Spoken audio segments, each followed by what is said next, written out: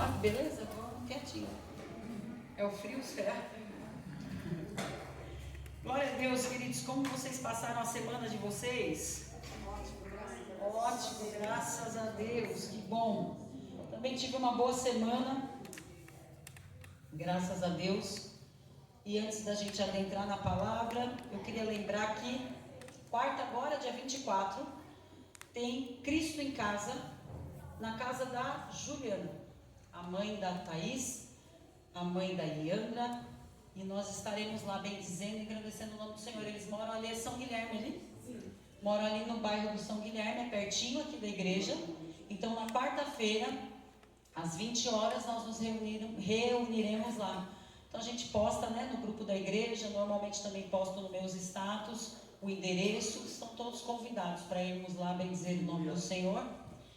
Pastor Paulo vai estar dando um brado de vitória lá, no nome de Jesus. Então todos se organizem para nós estarmos lá na quarta-feira. Quinta-feira temos aqui às 19h30 a continuação da série de estudos Não Tire a Mão do Arado. Amém. Ah, Deus tem falado. É o último? É o último episódio. Deus tem falado grandemente, queridos. Mas eu não sei se as pessoas estão entendendo. Porque eu tenho visto alguns tirando a mão do arado. Sabe, quando você se compromete com algo com o Senhor, você precisa ter consciência do que está fazendo. Nós estamos muito acostumados as pessoas se comprometerem e não cumprirem com o que se comprometeram com a gente.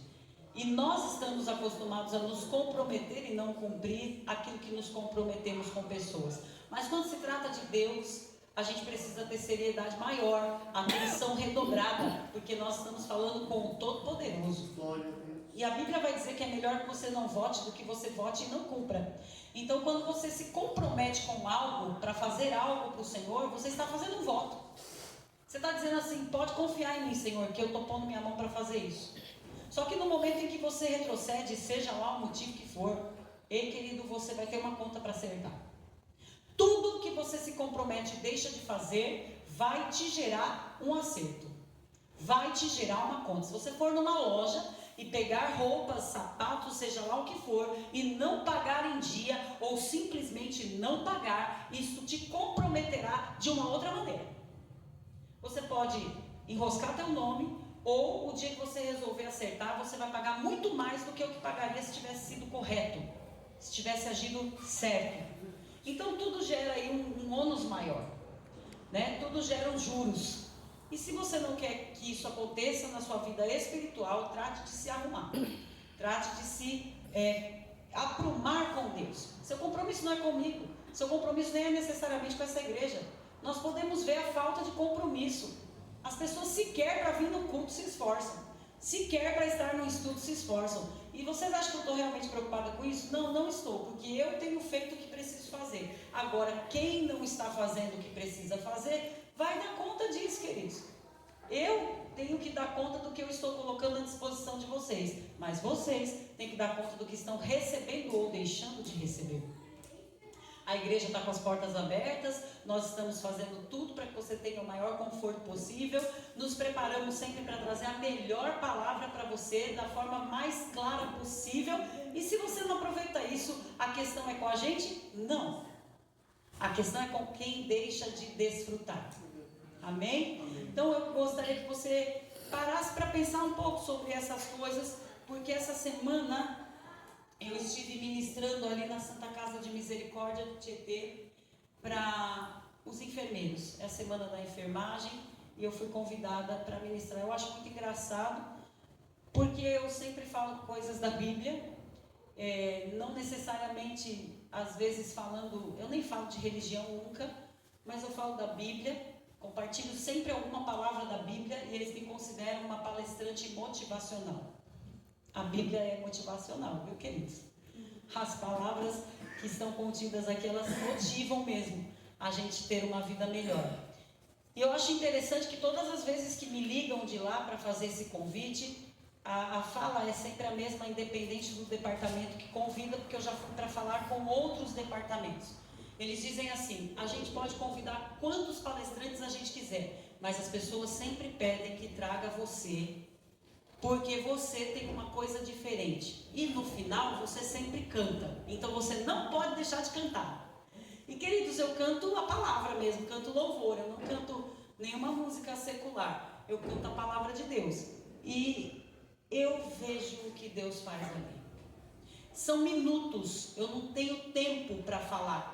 Imagine com a área de enfermagem, você tem que ser rápido, porque pode chegar uma emergência. No primeiro dia que eu cheguei lá, tinham 2 mãezinhas para dar à luz e 2 cirurgias, independente disso, para acontecer. Então, o quadro de enfermeiros que estavam ali comigo era todo comprometido para atender essas situações.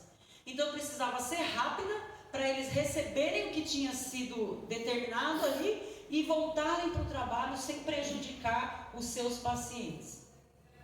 Você acha que deu certo? Deu. Porque Deus é o dono do tempo, porque o Espírito Santo é quem nos guia em sabedoria. E o que eu vi ali? Pessoas chorando, pessoas se quebrantando diante do Senhor, pessoas sendo tocadas por aquilo que eu normalmente compartilho com vocês. Sabe, às vezes a gente fica reclamando, por exemplo, da comida da mãe. Ai, tô cansado desse tempero. Nossa, a minha mãe só cozinha a mesma coisa sempre.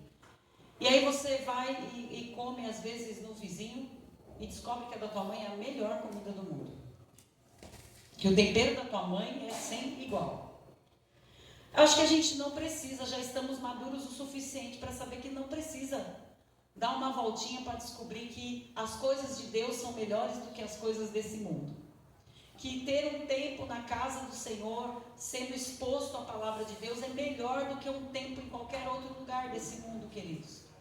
Tudo que tem nesse mundo é ilusão, é momentâneo, é passageiro, causa um refrigério, mas é um refrigério momentâneo. No dia seguinte você está com a mesma dor de cabeça, com o mesmo problema de emoção, com o mesmo desequilíbrio, com a mesma sensação, porque não muda nada. Agora, quando você vai num culto, o impacto da palavra, o poder de Deus manifesto, te faz acordar no dia seguinte com os mesmos problemas, mas com aquela sensação de que vai resolver. Aleluia! Com aquela impressão de que alguma coisa que você nem sabe o que é, aconteceu e já está sendo resolvido. E sabe, eu tenho percebido que nós temos vivido tempos difíceis, mas isso não é novo. Faz tempo que a gente vive tempos difíceis. Quando eu paro para pensar na minha infância, na minha adolescência, os tempos conseguiam ser mais difíceis até do que esses que eu estou vendo agora. E eu penso o que mudou. Por exemplo, quando eu estava ali falando com os enfermeiros, eu disse a eles, essa é uma classe que eu tenho muito respeito e honro demais, porque a minha mãe é uma aposentada da área da enfermagem. E eu compartilhei com eles que eu e o meu irmão mais novo, o Davi, comíamos fruta porque ela levava a que ela ganhava de lanche no plantão para dividir entre eu e ele. Comíamos Danone porque ela levava, não pode falar Danone, né, porque é marca, mas já falei. Mas enfim, nem sei qual era a marca, se era Danone Vigor, eu não sei. Sei que era lá aquele negócio. E minha mãe levava, porque ela ganhava para ela tomar de lanche, mas ela levava para nós dividirmos, porque era um tipo de coisa que o dinheiro não dava para comprar. Era luxo. Ter fruta era luxo. Eu me lembro que tinha uma mulher que ia no prédio para vender esses negócios derivados aí de leite, tudo para vencer. Ela vendia mais barato que no mercado porque estava para vencer. Era esse aí que a gente podia comprar. Mas não dava tempo de vencer porque era tanta vontade. Porque a gente não tinha, era escasso, gente. Era escasso, eram tempos difíceis, que um bife ela dividia com 5 filhos. Eu nunca soube o que era comer um bife inteiro. Eu fui comer um bife inteiro quando eu fui a primeira vez na casa do Valdemir conhecer a família dele. Que eu ainda achei um exagero aquele tamanho de bife, que eu falei, não dá para a senhora dividir isso aqui, é muito bife. Porque eu estava acostumada a comer uma parte do bife, porque era assim na minha casa. Meus filhos hoje não tem falta de nada. Batata frita, bife, o que quiser, eles têm na mesa. Mas eu vejo tanta reclamação, eu vejo tanta insatisfação, eu vejo tanta murmuração. Eu estou falando da minha casa que eu não posso falar da casa dos outros. A minha mãe não tinha tempo para conversar coisas comigo. A minha mãe trabalhava incessantemente. Ainda lembrei daqueles enfermeiros. Quantos natais a minha mãe não passou com a gente? Quantos ano novo a minha mãe não virou com a gente? Quantos aniversários? Quantas Páscoas? E eu me lembro que a minha mãe fazia meus irmãos deixar as pegadinhas lá dos bichinhos, deixar o presente embaixo da cama. Você lembra disso, Davi? Presente embaixo da cama, ela fazia alguma coisa para se tornar presente, porque ela nunca ia estar presente naquele momento. Porque ela estava trabalhando e ela precisava fazer isso. E ainda disse àqueles enfermeiros: não pensem que os seus filhos vão se revoltar, viver revoltados por causa disso. Eles vão honrar vocês. Eles vão valorizar vocês, porque eu tenho a minha mãe como uma guerreira, uma heroína. Mas também por conta disso, queridos, houveram falhas. Porque ela não pôde estar. E o desespero de me fazer entender o quão mal era o mundo, fez ela ser severa demais em algumas coisas que não precisava. Então hoje a gente estava brincando na mesa, né? Que falando se namorou, se não namorou, e a Samia falou: achei tão legal saber que você só namorou meu pai. E foi o seu único namorado. Aí o Samuel ainda, né, que é sempre o maior, gosta de dar uma espetada na gente, né? Falou: não se ilude não, a mãe é a parte, como é que você disse? Eu era a parte errada do relacionamento, sei lá o que ele disse. Porque ela estava querendo dizer que não era possível que o pai não tinha namorado, porque ela tinha certeza que o pai já tinha namorado alguém. Porque ele falou: mas o pai também, a mãe foi a única namorada dele e tal. Aí ele falou que eu era a parte errada, e minha mãe falou: bom, eu falava para ela não fazer. Eu falei: mas eu fiz, mãe. E beijei um monte. Não namorei ninguém, mas beijei um monte, né? Brincando assim, por quê? Porque ela não tinha tempo de estar verificando sobre isso. E sabe, queridos, eram tempos mais difíceis. Financeiramente falando era difícil. Relacionamento com os pais era muito difícil. Dos que estão sentados aqui hoje, a grande maioria não teve afeto de pai e mãe, não teve instrução de pai e mãe, não teve um lar no padrão, não teve. Mas são pessoas guerreiras, que trabalharam, formaram sua vida, compraram aí suas coisas, tiveram filhos, criaram da melhor maneira possível, melhor com certeza do que como foram criados, dedicaram mais amor com certeza do que dedicaram a vocês. Eu não vejo aqui, eu vejo que tem trauma, tem não sei o que, mas eu não sei como vocês se viraram, porque nem psicólogo a gente ia, porque era coisa de maluco. Meus pais se separaram, eu não me lembro de ninguém preocupado em me levar no psicólogo. Eu tinha que andar sozinha até a escola com meu irmão, eu não me lembro de ninguém preocupado sobre isso. De quem ia pegar a gente no meio do caminho ou não. Eu tinha que pegar material na escola, eu não ia comprar material com florzinha, com nada disso. Ia lá na boca da secretaria e dizia: minha mãe não tem dinheiro. Minha mãe não participava de uma reunião nossa. Meus irmãos, piorou. Eles estavam preocupados em acender o baseado, em namorar as menininhas, em fazer tudo de errado que vocês podem imaginar. E eu e o Davi tinha que se virar. Eu ia na reunião do Davi. O Davi tinha 7, eu tinha 9. Eu brigava com as professoras pelo Davi.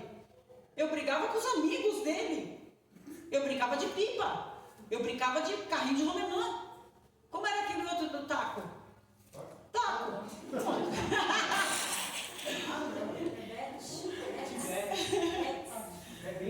Brincava de bolinha de gude. E nem por isso eu tive alguma deturpação ou problema de identificar o meu gênero, o meu gosto, a minha inclinação. Eu sou mulher. Não mudou em nada. Eu posso baixar aqui agora e brincar de bolinha de gude com vocês. E tá tudo certo. Continuo feminina, continuo. Nada alterou. Hoje tudo é um problema. Então, assim, os tempos eram bem difíceis. Porque nós não tínhamos o que temos hoje.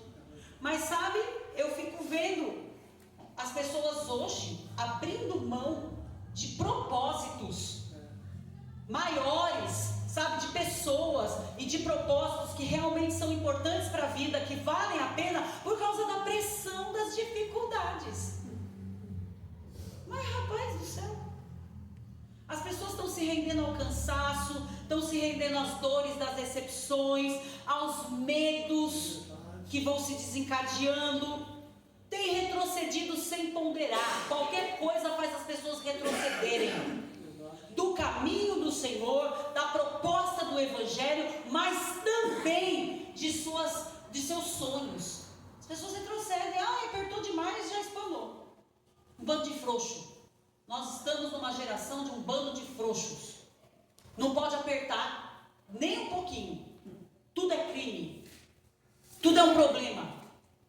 Então as dificuldades de hoje, elas são menores do que as de antigamente, se pararmos para pensar, em relação a essa questão do ambiente familiar, dessa abertura, desse carinho no ambiente familiar, das questões financeiras. Hoje as facilidades são muito maiores do que antes. Então, se nós formos olhar para a dificuldade de vida, rapaz do céu, os que tem aqui de 30 para cima sabem do que eu estou falando. Essa garotada aí da idade do meu filho não sabe o que é problema. Eu fico chocada quando meu filho fala: você não sabe o que eu passo. Rapaz do céu, como não? Estou com o menino todo dia, gente. Até para trabalhar é comigo que vai. Como é que eu não sei o que passa? Só não estou lá no ambiente da faculdade, mas eu já passei por esse ambiente, viu? Eu sei bem o que tem lá.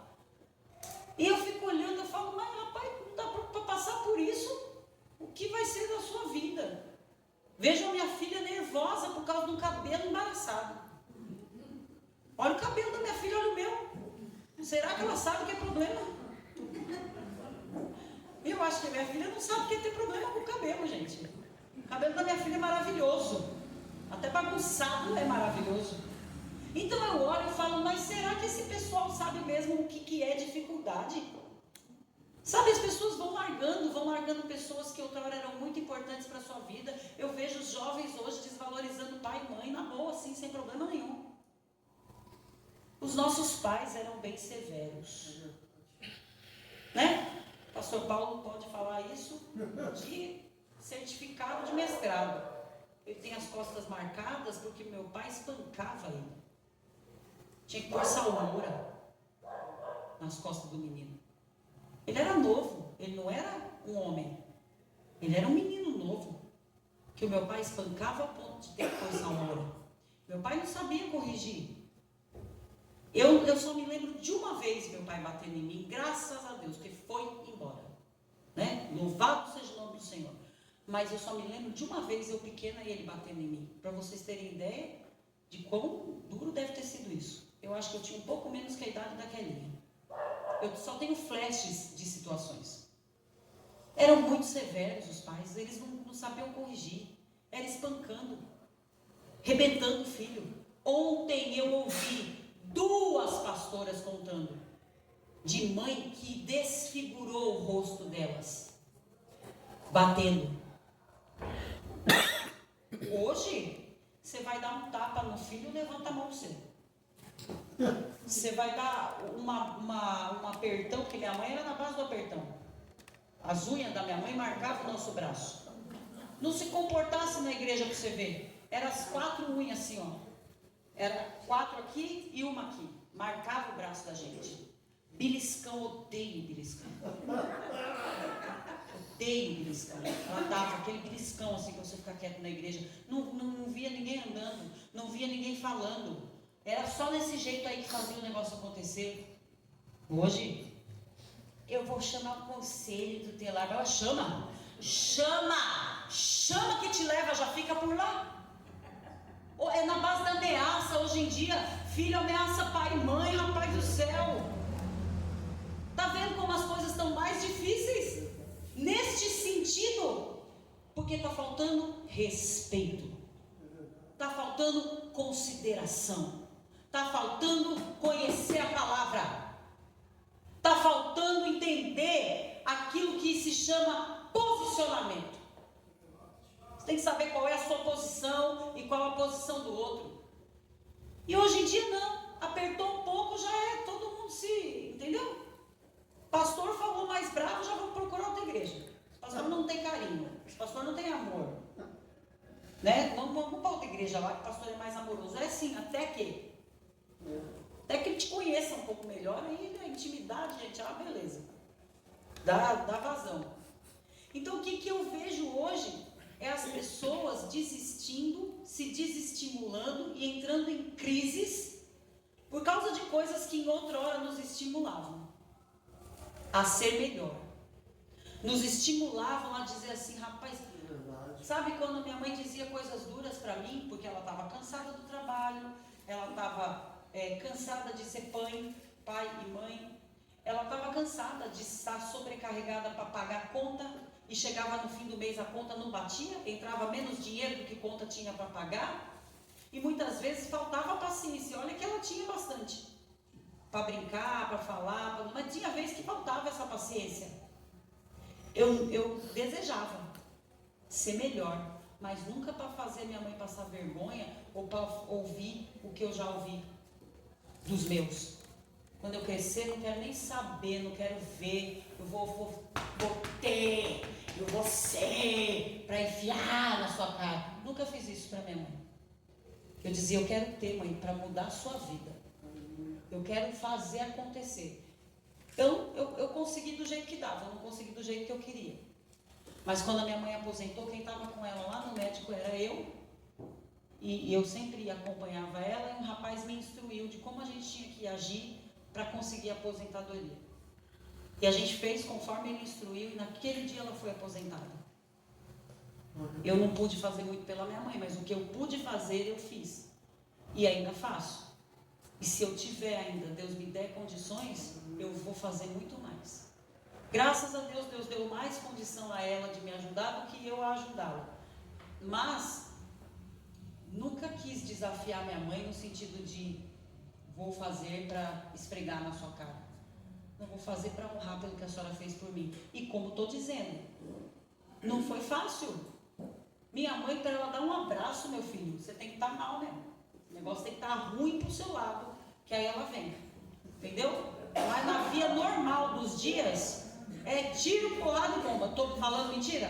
Meus irmãos estão aqui. Verdade. É verdade. Verdadeiro. Ela não é um poço de carinho, não é o jeito dela. Né? Eu não estou falando mal da minha mãe, eu estou dizendo de características. Em compensação, eu sou muito carinhosa, muito amorosa. O Paulo é muito amoroso, é muito carinhoso. O Davi é mais, né? Acho que puxou mais a mãe. Mas assim, a gente numa via geral, eu vejo o Paulo tratando os filhos dele com muita relação, muito beijo, muito abraço. Eu também gosto de fazer isso pelos meus filhos. É diferente, eu dou vazão para os meus filhos falarem a vida deles, contar o que está acontecendo. Eu dou risada, eu não reprimo. Lógico que eu aconselho, porque esse é o papel de pai e mãe. Mas vocês estão entendendo como hoje está menos difícil do que estava antes, mas o povo acha que está mais difícil? Está desencadeando muito mais problema emocional, mental e sei lá que tal. As igrejas, o povo veio essa história da pandemia, e aí veio esse negócio de que a igreja é você. Isso é uma frase do capeta. É do diabo essa frase aí, gente. A igreja é você, mentira. Você é um filho de Deus, e quando está reunido que se transforma em igreja. Nós, sozinhos, somos filhos de Deus. Igreja somos quando estamos reunidos, congregando, vivendo a comunhão. Isso é igreja. Mas o diabo trouxe essa frase, o povo achou bonita, e aí tem um monte que fica em casa. Arruma tudo para fazer. Gente, uma pessoa, quando ela se desvia, para ela voltar para o caminho do Senhor, dá um trabalho. Porque aparece compromisso na agenda todo dia. Se eu deixar, se eu falar assim, ó, não quero mais saber de pastorear, não quero mais, hein? Eu vou sentar e vou ficar na minha, mas você pode ter certeza que tem compromisso para mim todo final de semana. Até quem eu não conheço vai me convidar. Para ir no churrasco, para ir na festa, para ir não sei o quê. Se você bobear, você tem. Por que isso? Porque quanto mais o diabo puder te afastar dessa comunhão, melhor é. Tem gente que já pregou aqui, ó, nesse púlpito, falando sobre você estar em comunhão, em andar com o bando, e se você se afasta do bando, você vira alvo fácil do inimigo. Tem gente que já pregou isso aqui e está afastado. Está alvo fácil do diabo. Então, queridos, a Bíblia fala, quem está de pé tenha cuidado para não cair. Existe essa possibilidade. Nós não somos heróis e heroínas da fé. Nós estamos lutando para isso, mas não chegou o fim da nossa vida ainda, então todo dia tem que lutar um pouco.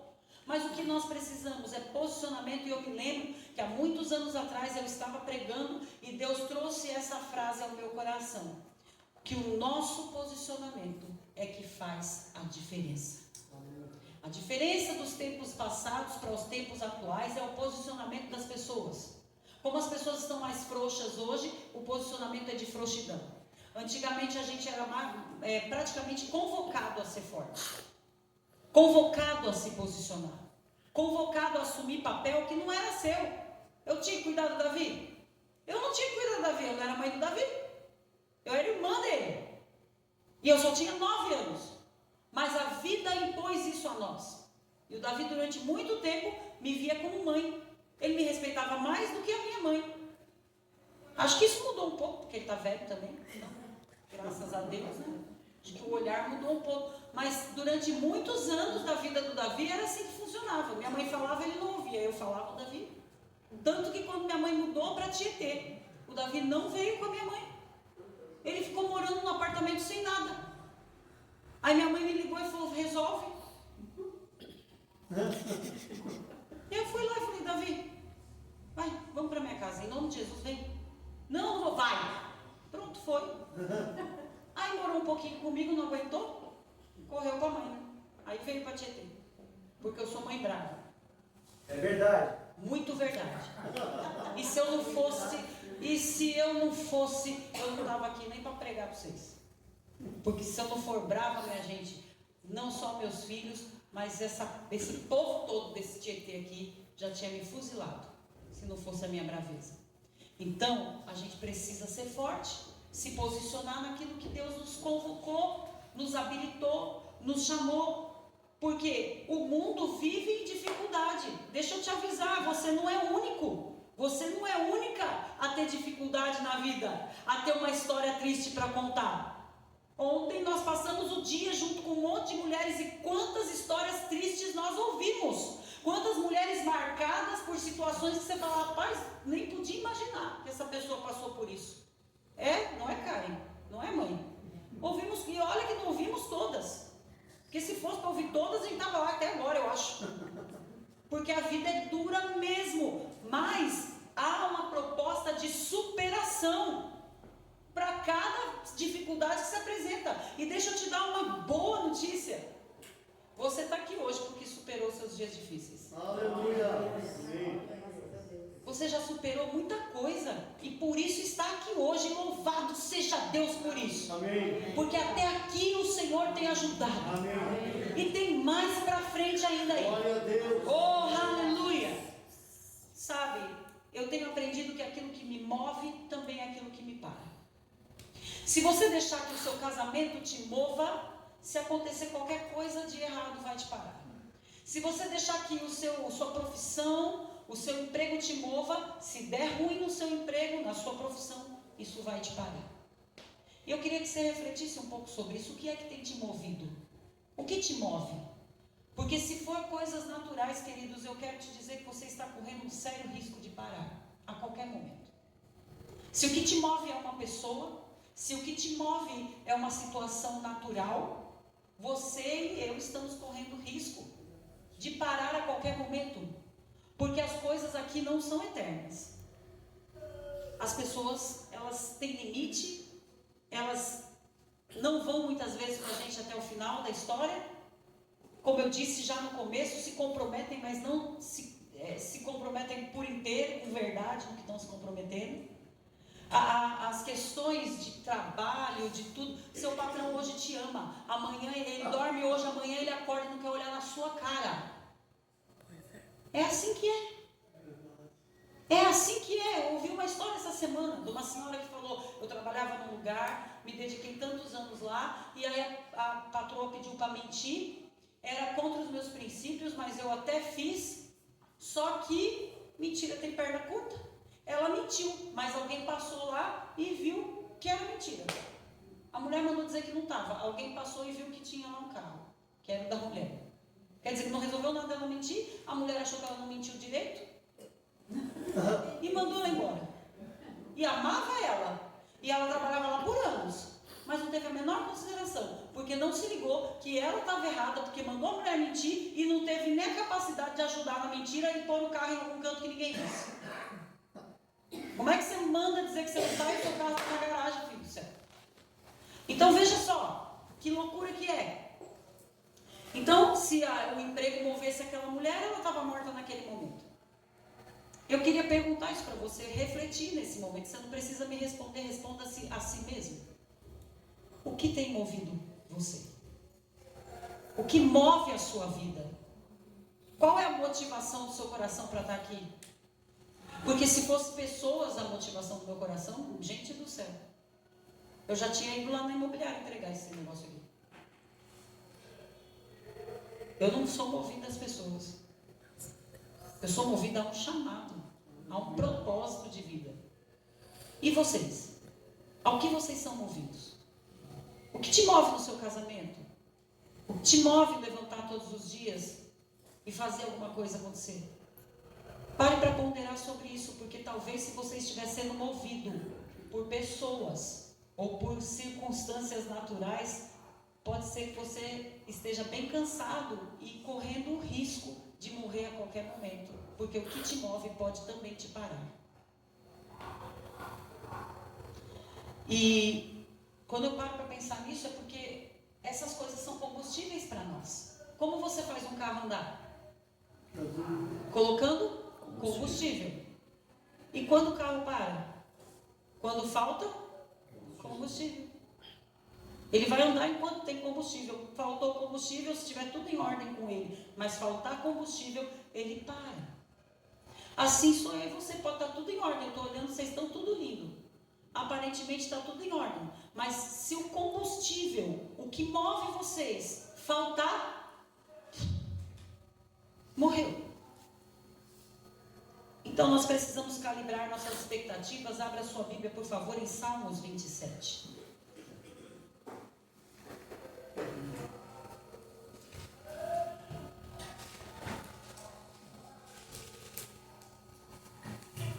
Que move os cidadãos que estão ali do outro lado da rua? A pinga.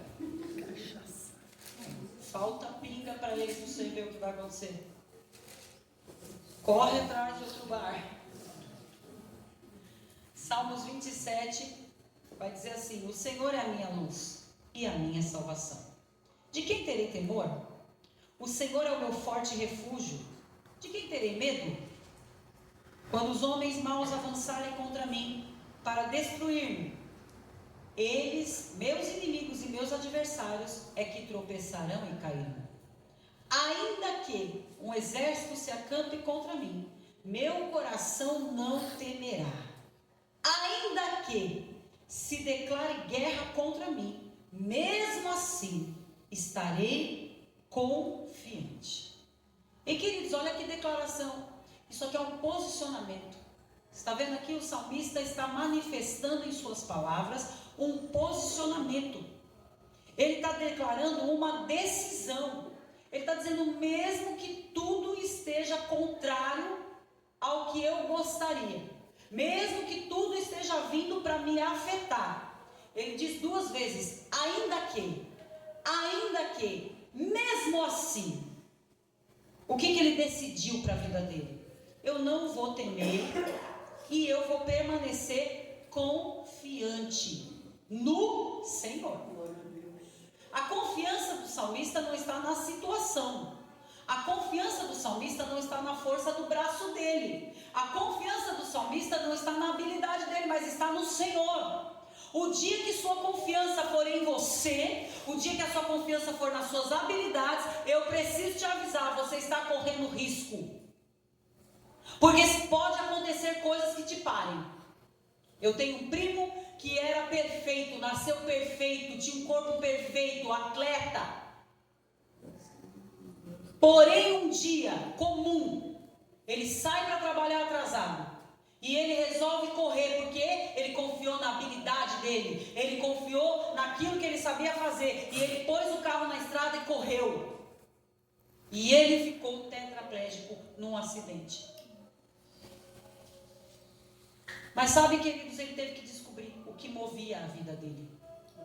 Para continuar se movimentando. E sabe o que ele faz hoje? Ele continua sendo um atleta, porém, paraolímpico. E ele dá palestras dentro da religião dele, ele faz o que eu faço, ele ministra o coração das pessoas. Só que hoje com uma consciência que antes ele não tinha.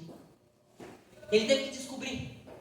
Porque às vezes a gente se acha demais, sabe? Se sente demais. Eu tenho uma consciência na minha vida, que não foi a minha faculdade que abriu nenhuma das portas pelas quais eu entrei. Vocês já ouviram eu dizer isso algumas vezes aqui. Não foi o nome da minha família, Porque esse, se eu falar, é capaz de fechar portas. Pelo histórico que vem. Nem ministerialmente, nem profissionalmente, ninguém me abriu as portas, senão o próprio Deus. O próprio Deus, desde o meu primeiro emprego, foi Deus que me colocou em cada lugar por onde eu passei. A minha mãe está aqui, ela sabe. Eu estava ouvindo uma conversa onde um pastor estava oferecendo emprego para uma outra menina. E a mãe dela não deixou ela pegar o emprego porque era muito longe. Ia ter que pegar ônibus, metrô e ônibus para chegar no emprego. E aí a mãe da menina falou: ah, pastor, não dá, não vou deixar a minha filha, ela tinha a mesma idade que eu. Não vou deixar. Eu falei: pastor, o que precisa? Minha mãe não estava sabendo de nada. O que eu fazia naquela época? Cuidava de um menininho. Quando a mãe dele ia fazer um curso, trabalhar, ela me chamava para eu cuidar do menininho. Me dava um trocadinho lá. E esse trocadinho eu dava na mão da minha mãe. Porque era só um trocadinho. Aí, e também não ia saber fazer nada, né? Então eu dava na mão da minha mãe. Depois de um tempo eu aprendi a fazer uns negócios lá na escola de artesanato. Comecei a investir para fazer esses artesanatos para vender no prédio. Eu sempre fui assim. Eu vejo o problema, eu quero resolver o problema. Eu não fico parado olhando. E aí o pastor me deu um emprego. Então ali Deus me inseriu. Não foi minha indicação, não foi minha família, não foi ninguém. Deus me inseriu. E aí Deus foi abrindo portas, abrindo portas. Eu arrumei emprego para meus irmãos, mas meus irmãos nunca arrumaram emprego para mim. Nunca que eu tive desempregada que algum irmão meu falou: tá aqui, vem aqui que tem um emprego para você. Mas todos eles, sem exceção, foram indicados por mim para algum lugar. Eu estou mentindo? Os dois estão aqui. Davi trabalha até hoje no lugar que eu indiquei ele. Paulo já passou por alguns lugares que eu indiquei. Até o Wagner, que estava em momento de dificuldade, também entrou em lugar que eu indiquei. E eu não estou falando isso para dizer eu sou. Não, eu estou falando isso porque o Deus que me abriu portas, me deu condições de abrir para outras pessoas também. A questão é o posicionamento, querido. É olhar e falar: independente das circunstâncias, independente do que vem, eu não vou temer, eu vou confiar no Senhor. É o posicionamento. Agora, quando você se posiciona dizendo: eu vou fazer para mostrar, eu vou fazer para acontecer, esqueça, não vai acontecer. Porque o que precede a honra é humildade.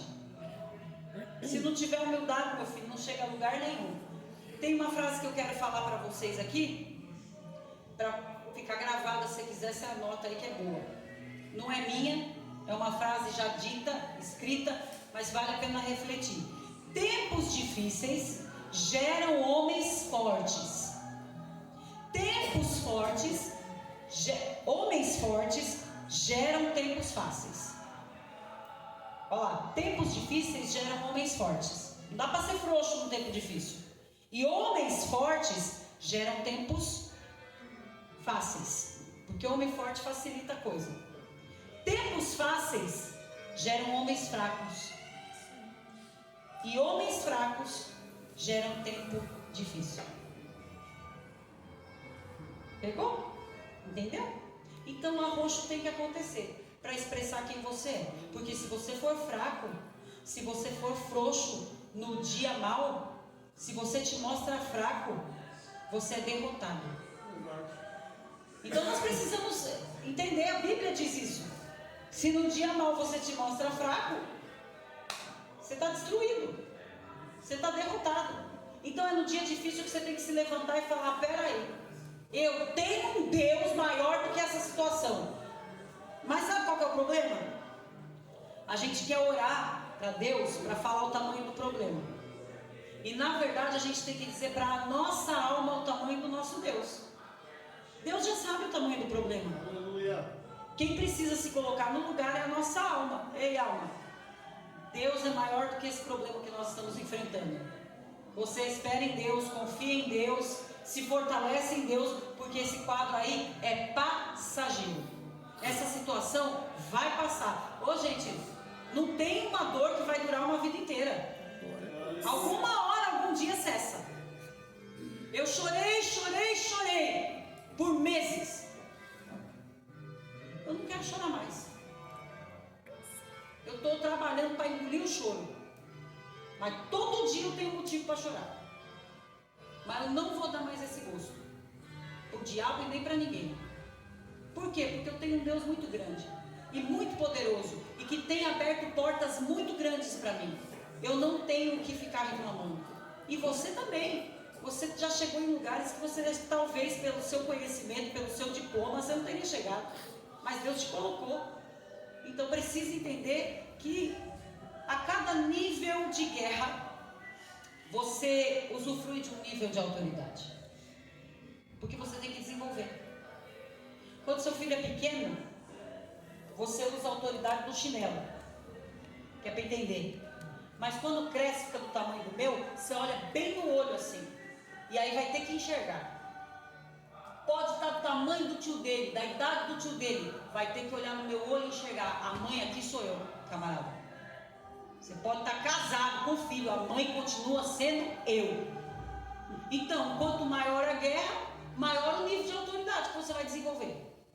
Quando é pequeno, você mostra o chinelo, o bicho sai até. Agora desse tamanho aí, você mostra o chinelo e ele empina o peito. Dou-lhe com a mão que vai descobrir já que a mão é mais poderosa que o chinelo. E a mira também é boa, né? A mira é ótima, porque nós já treinamos um monte.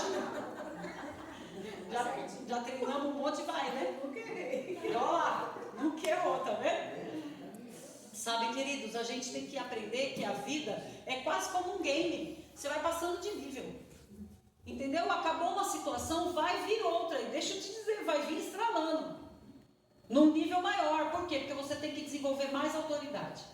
Você tem que desenvolver mais daquilo que Deus mandou nós termos. Domínio. Domínio sobre as situações. Então, ora vai ser uma situação pequena, mas o próximo nível é uma situação maior, porque você tem que aprender a dominar situações. Nós não precisamos dominar pessoas, nós precisamos dominar situações. Amém? Amém. Estão comigo? Amém. Oh, aleluia. A palavra tem que ser a nossa motivação. Quero mostrar um outro camarada aqui que agiu de uma forma que só Jesus. Abacuque, vamos lá comigo. Capítulo 1 de Abacuque. Não sei se você é um salmista, né? Que olhou e falou: ainda que um exército, ainda que os meus inimigos, todavia eu confiarei, eu não temerei. Se você estiver nesse nível, glória a Deus, se prepare, está vindo uma batalha das boas para você. Agora aqui tem Abacuque, no capítulo 1. Versículo 2, ele diz assim: até quando, Senhor, clamarei por socorro, sem que tu ouças? Até quando gritarei a ti violência, sem que traga salvação? Porque me fazes ver injustiça e contemplar a maldade? A destruição e a violência estão diante de mim, a luta e conflito por todo lado. Ó que murmuração. Para que orar desse jeito? Você acha que Deus não estava vendo? Se ele estava vendo, Deus não estava vendo? Se ele estava percebendo que a situação estava nesse nível, Deus não estava? Mas era isso que ele falava. E ele era insistente. Se você continuar lendo, você vai ver que ele reclama. E só reclama. Não sei se tem alguém que se assemelha, fica quieto, não fala nada agora. Em nome de Jesus, não dá nem glória para não aparecer. Mas sabe quando o quadro muda? Quando lá no capítulo 3, versículo 17, vem uma consciência sobre ele. O cenário nem tinha mudado. E ele pega e fala: mesmo não florescendo a figueira, e não havendo uvas nas videiras, mesmo falhando a safra de azeitonas, não havendo produção de alimento nas lavouras, nem ovelha no curral, nem bois nos estábulos, ainda assim eu exultarei no Senhor e me alegrarei. Oh, glória! No Deus da minha salvação, o Senhor, o soberano, a minha força. Ele faz os meus pés como do servo, faz-me andar em lugares altos. Olha, que consciência que chegou para esse homem. Sabe por que Deus não vai responder a sua indignação a respeito da situação? Não vai. Deus vai responder a sua fé de olhar para a situação horrorosa e saber que Deus não está naquela situação horrorosa, mas Ele está em manifestar solução para a situação.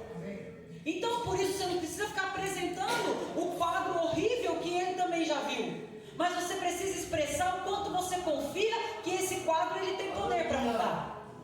Quem foi que disse lá em Gênesis: Quando? Porque Deus criou tudo perfeito, saiba disso.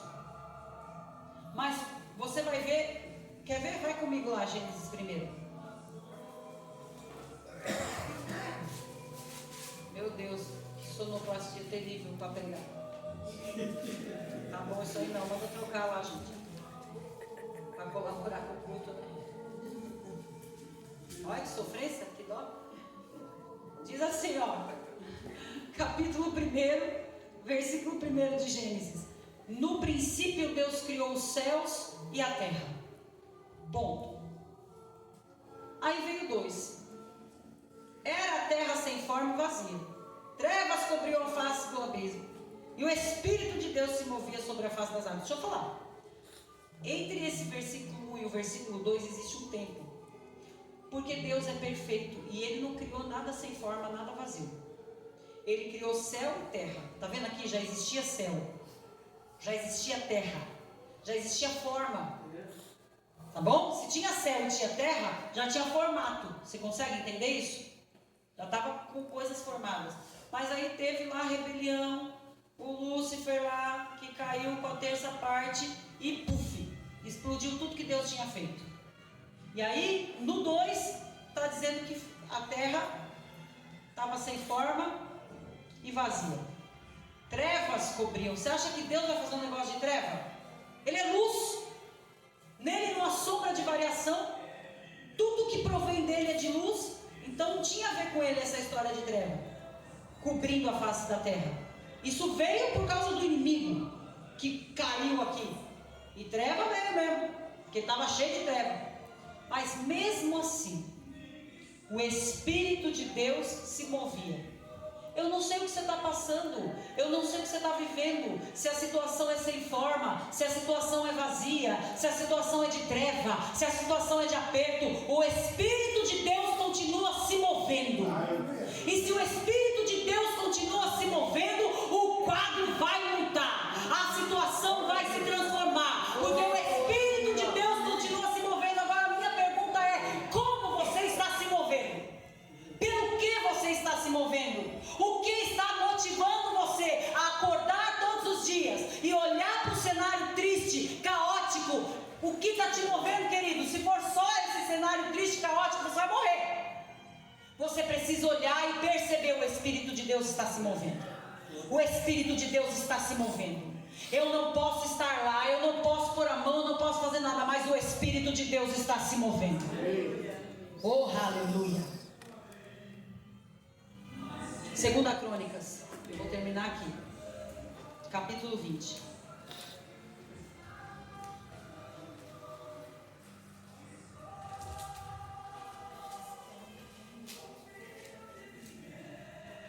Olha que dó, é um filho de ninguém. Aqui nós somos todos filhos de Deus, graças a Deus. 2 Crônicas, capítulo 20. Queria só entender um pouco disso aqui com você, para você sair daqui consciente, querido, de como agir, de como se posicionar. Por favor, diga para quem está do seu lado: a sua posição. A sua posição Vai fazer toda a diferença. vai fazer toda a diferença. Não se mostre fraco. Glória a Jesus. 2 Crônicas, capítulo 20. Deixa eu ver aqui, versículo 1 ao 5 nós vamos ler. Depois disso, os moabitas e os amonitas, com alguns dos meunitas, gente do céu, entraram em guerra contra Josafá. Então informaram a Josafá: um exército enorme vem contra ti de Edom, do outro lado do Mar Morto. Já está em Azazon Tamar, isto é, em Gedi. Alarmado, toda versão fala alarmado. Tem alguém que fala de outro jeito? Alarmado, Josafá decidiu consultar o Senhor. Todo mundo é essa versão? Do alarmado?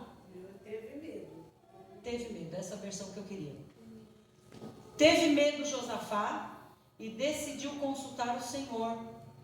E proclamou um jejum em todo o reino de Judá. Reuniu-se, pois, o povo, vindo de todas as cidades de Judá, para buscar a ajuda do Senhor. Josafá levantou-se na Assembleia de Judá e de Jerusalém, no templo do Senhor, na frente do pátio novo, e orou. Queridos, eu não sei se você sabe quem é Josafá. Eu vou descrever para você quem é, de acordo com o que está escrito na Bíblia, no capítulo 17. Mas o fato é que chegou uma notícia de que estava vindo uma guerra contra ele. Estava se levantando um povo contra o povo dele. A notícia era boa ou era ruim? A notícia era boa ou ruim? Ruim. Qual foi a atitude de Josafá? Buscou o Senhor. Mas ele teve, e mesmo assim, buscou o Senhor. Vamos lá. Eu vou ler para você capítulo 17, os primeiros versículos, só para você entender quem que era Josafá. Josafá era filho de Asa, foi o seu sucessor e fortaleceu-se contra Israel. Posicionou tropas em todas as cidades fortificadas de Judá e pôs guarnições em Judá e nas cidades de Efraim, que seu pai Asa tinha conquistado. O Senhor esteve com Josafá, porque em seus primeiros anos ele andou nos caminhos que seu predecessor Davi tinha seguido. Não consultou os Baalins, mas buscou o Deus de seu pai e obedeceu aos seus mandamentos e não imitou as práticas de Israel. O Senhor firmou o reino de Josafá e todo o Judá lhe trazia presente, de maneira que teve grande riqueza e honra. Ele seguiu corajosamente os caminhos do Senhor. Além disso, retirou de Judá os altares idólatras e os postes sagrados.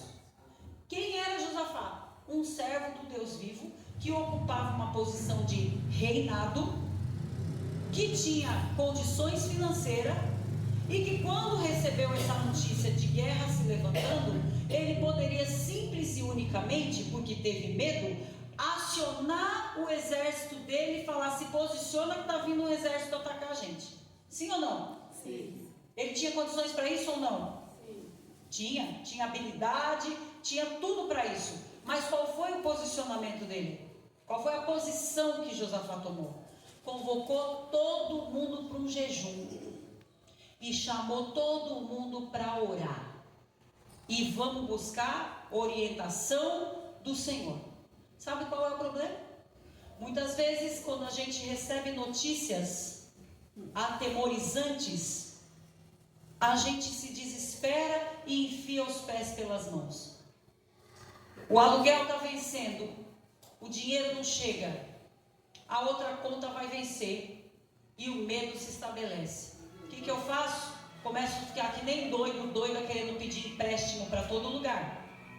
Começo a querer achar agiotas. Começo a querer buscar a solução que o meu braço, que o meu conhecimento pode trazer. E aí eu só lembro de orar depois que o negócio já está bagunçado demais. Por quê? Porque eu pego o empréstimo, eu vou lá, pago e me enrosco todo, porque não resolvo o problema. Já percebeu que nunca resolve o problema? Você pede o empréstimo, não consegue pagar tudo as contas, ainda fica devendo mais um. Já se ligou nisso? Já aconteceu isso com alguém, meu povo do céu? A gente se enrosca todinho. Por quê? Porque a gente quer resolver dentro da nossa condição natural. Quando eu olho para Josafá, ele tinha condições de resolver naturalmente. Ele era o rei, era uma ordem dele, o exército se posicionava para lutar contra o outro. Mas qual foi a decisão? Qual foi o posicionamento? Vamos jejuar, gente? Vamos orar? Vamos buscar de Deus o que fazer? A gente precisa aprender a buscar Deus antes do negócio entortar. Quando a má notícia chega, eu já tenho que estar posicionado para saber: e agora, Deus, qual é o passo? O que eu tenho que fazer? Qual é a instrução, Deus? E não sair fazendo, me atrapalhando todo para depois perguntar para Deus. Precisamos nos posicionar como verdadeiros cristãos, como pessoas da fé. Não adianta eu me envolver com alguém para depois perguntar o que Deus acha. Eu preciso perguntar antes de me envolver. Depois que está envolvido, faz o quê, meu povo do céu? É carne isso aqui. Sangue corre na veia. Ninguém é anjo aqui. Aliás, até os anjos se envolveram com pessoas. Perigoso. Perigoso. A questão é que tem que orar antes. Pode ir fazendo, não pode, sabe? posicionamento de buscar ao Senhor é antes de se envolver no problema. É antes, e foi isso que Josafá fez. Agora deixa eu dizer uma coisa bem interessante que eu observei aqui. O problema, ele estendeu para todos, porque a notícia de que estavam vindo era contra ele. Só que se estavam vindo contra ele, ia atingir todo mundo. Deixa eu dizer um negócio para você. Se você está sabendo que vão vir contra a igreja, você trata de se posicionar, já que isso é problema seu também. Não é só meu.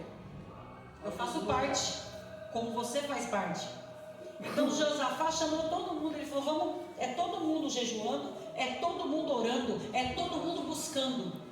Quando a questão é coletiva, minha gente, é todo mundo. Você está vendo o mal vindo para a tua casa? É todo mundo. Convoca todos os moradores da sua casa para entrar na vigilância e na busca de uma instrução de Deus. A mãe está vendo que a comida está acabando? Chama filho, chama marido, chama todo mundo. Meu povo, vamos orar. Porque o armário está dando uma má notícia para nós. O armário está sinalizando que está acabando. Vamos orar. E jejuar, né, para dar uma economizada. A verdade é que Josafá, ele teve medo. Está vendo que o medo pode vir? Mesmo que você tenha posição, mesmo que você tenha dinheiro, mesmo que você possa mandar um exército lutar em seu favor, mesmo assim ele teve medo. Está tudo bem até aí. Mas só porque você tem medo, você não pode sair fazendo de qualquer jeito, porque está com medo. Já viu criança? Quando você pergunta alguma coisa e mente para você, quebrou um negócio lá, e você pergunta, que quebrou aqui? Não sei, não vi. E você está vendo ali, né, quem foi que quebrou, está na sua frente falando, não sei, não vi. Aí depois que você aperta um pouco mais, aí sai. E por que não falou de primeiro? Fiquei com medo. Por que Adão e Eva se escondeu de Deus quando ele chegou? Pecaram, fizeram caca, Deus chega lá para conversar, os bichos estão escondidos. E quando aparece coberto, querendo enganar Deus, gente, pelo amor. E aí Deus fala, onde é que vocês estão? Não sei, não vi. Foi ela, foi ele, foi aquele. O medo faz a gente fazer coisas, minha gente, horríveis. E Deus não chamou medrosos. Aleluia. No exército de Deus não tem lugar para medroso. Quando a gente sente medo, a gente tem que ir para os pés do Senhor. Falar, Deus, qual é a instrução agora? Está vindo um exército contra mim. O que eu faço? Vamos ver se teve resposta? Será que Deus respondeu?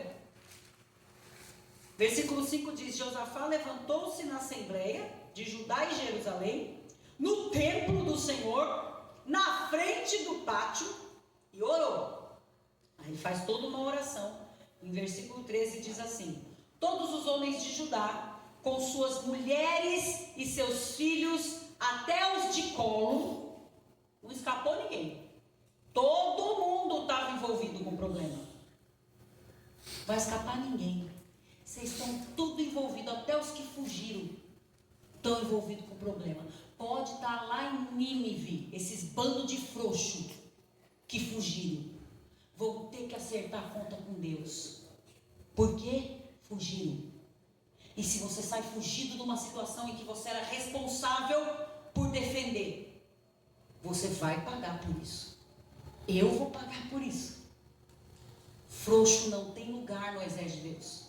Escute isso. Pode se esconder onde quiser, na caverna que quiser, no lugar que quiser. Deus vai encontrar. Deus vai encontrar. Porque o compromisso não é comigo. O compromisso é com Deus. Não adianta fugir do casamento. Não adianta fugir das pessoas. Tem que encarar. As pessoas fogem de mim, tem que me encarar. Eu acho ótimo isso. Eu acho maravilhoso. Fogem de mim como o diabo foge da cruz. Mas virou, mexeu, tem que olhar para minha carinha.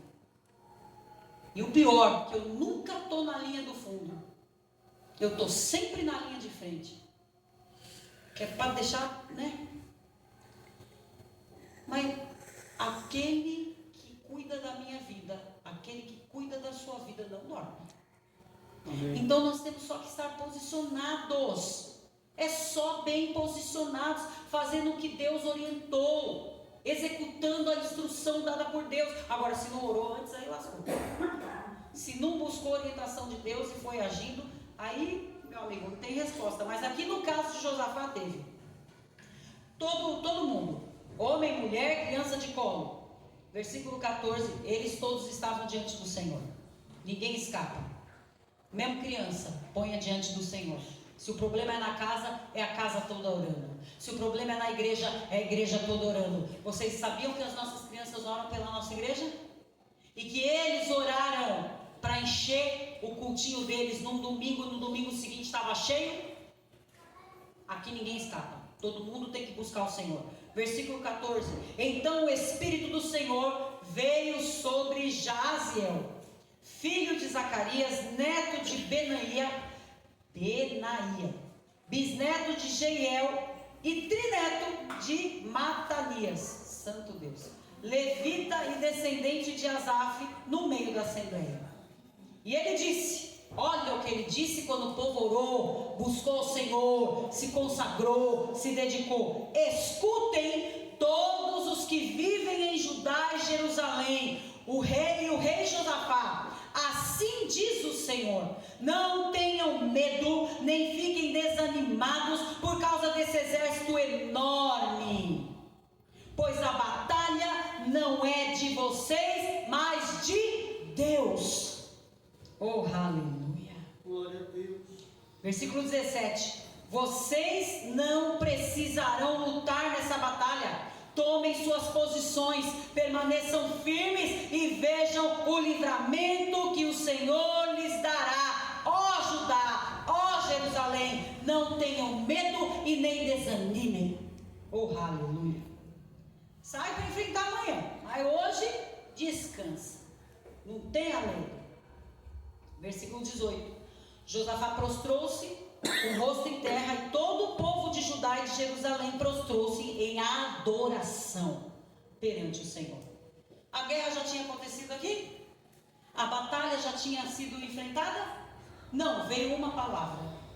E diante dessa palavra que veio, eles se prostraram em adoração. Eles adoraram porque creram naquilo que Deus ia fazer. Eu quero perguntar, qual é o seu posicionamento hoje? Deus está falando comigo e com você, como Ele falou com aquele povo. Ele está dizendo, não tema essa batalha, vocês não terão que pelejar. Eu estou com vocês, eu estou garantindo vitória. E o que a gente faz quando vai no culto e Deus fala com a gente que Ele está provendo o que a gente precisa? A gente adora. A gente se prostra e adora, porque já tem a firme convicção de que Deus está fazendo, de que Deus está realizando, de que Deus está se movendo. O que te move, querido? A palavra que vem de Deus dizendo sobre livramento, salvação, ou a situação caótica que os teus olhos estão vendo? O que te move? O que te move é o que te para. E por isso que eu não parei, porque eu tenho uma palavra de Deus sobre a minha vida. Você tem uma palavra de Deus sobre a sua vida? Deus já liberou alguma palavra para você hoje aqui? Alguma coisa que foi dita hoje aqui, você percebeu que era Deus falando com você? Então deixa que isso te mova, e não o que os teus olhos estão vendo, não aquilo que os teus ouvidos estão recebendo de interferência do maligno. Gente para ligar e falar mal do outro nós vamos achar todo dia. Gente para apontar todo dia. Mas o que eu quero, o que me move? Fofoca hoje em dia não é mais fofoca, é troca de informação. O medo não pode nos parar, queridos, mas o medo precisa nos impulsionar a estreitar o nosso relacionamento com Deus, a nos mover na nossa vida de fé. Só que depende de você. A decisão é tua, se o medo te para ou se o medo te move. Amém? Amém. É isso. Nem tem mais o que falar. O povo precisa orar. O povo precisa adorar. O povo precisa jejuar. E Deus trabalha. Enquanto o povo adorava, Deus já se movia. E a guerra simplesmente não aconteceu. Não precisou fazer bagunça. Deus cumpriu o que falou. Então, olha, Davi, lá no Salmo, reconhece a grandeza de Deus. Abacuque, mesmo em meio a uma situação que ele estava bem reclamão, também teve que se curvar, parar de reclamar e reconhecer a grandeza de Deus. E Josafá também, mesmo com medo, que é com medo mesmo que nós vamos. Mesmo com medo, ele pegou tudo aquilo, aquela pressão e foi para a oração. Foi para os pés do Senhor. Então, enquanto a gente ora, enquanto a gente adora, Deus está agindo em nosso favor e vai proporcionando o livramento para nós. Quem crê assim diz amém. Amém. Vamos nos colocar em pé então.